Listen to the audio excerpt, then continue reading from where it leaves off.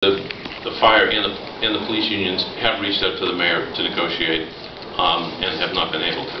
So that may just be a difference of opinion in terms of who you've talked to.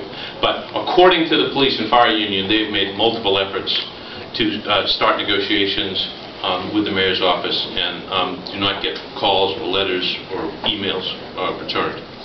So at this point, it's my opinion that it is the mayor's office that is stalling those contracts. When you start a labor negotiation, you need to look at a number of things. You can't just look at, and I'll get to the salary issue in a second, but you can't just look at raw data. You have to look at it on a comparative basis. Policemen and firemen, or any position, when you do labor negotiations, you want to find out what the labor market value is of that position.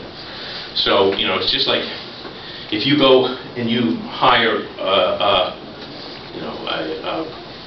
a plumber to fix your sink, and the going rate is so much money, that's probably what you're going to have to pay for that plumber. So the salaries of union workers are often determined by what the market forces are and what the market rates are. And that goes as well with the benefits as well. So you would want to be looking at what all police and fire workers are getting in terms of both compensation and in terms of benefits from a wide variety of municipalities, which help determine a comparative base so that you can offer them a fair wage for what they're doing. Let me get to the individual salaries.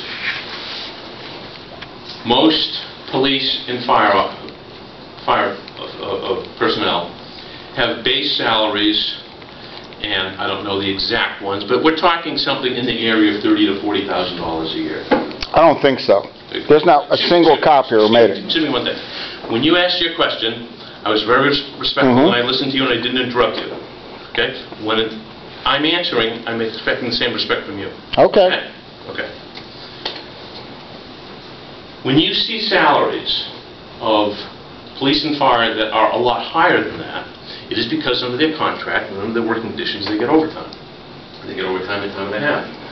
Just like many other unionized positions.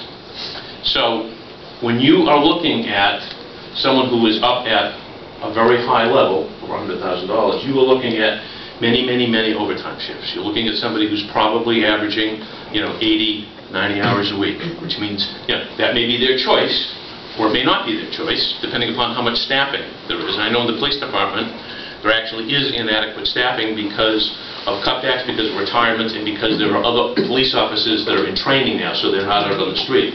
So for the police officers that are out on the street, when there aren't enough, they have to work overtime shifts. When they work overtime shifts, they get paid overtime. And if you work a ton of overtime shifts, you're going to make a lot of money, but you're also going to work a whole lot of hours in the course of a week. That is why you see those types of salaries for certain levels. But that is also a common trait for police and fire departments, not just all across northeastern part of New York, but it is all across the state of New York, all across the country. If you want to go, and you can do this in many cases by just Googling or going on the websites of municipalities, you want to look at the top 10 salaries of municipal workers anywhere across the country. It's not going to be what you might think is the mayor or the chief of police or the director of finance. It's going to be a lot of patrolmen and firemen that are working a ton of overtime.